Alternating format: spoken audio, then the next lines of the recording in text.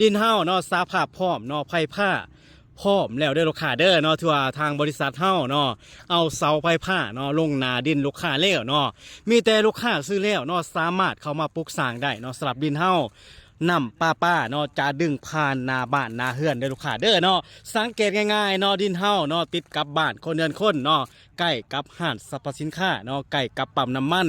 ใกล้กับโรงจักรโรงงานได้อลูกค้าเด้อพิเศษไปกว่านั้นเนาะโครงการดินตอนนี้เนาะ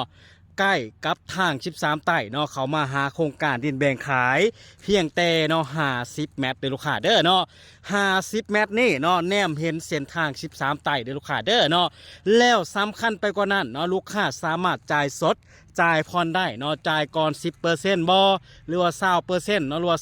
30%เนาะเพราะว่าข้อดีเนาะในการจ่ายฮอด 30% เนาะทางบริษัทเฮาเนาะลดให้ 5% เลยเด้อพิเศษไปกว่านั้นเนาะลูกค้าจ่าย100เนาะพอค่าลดให้เลย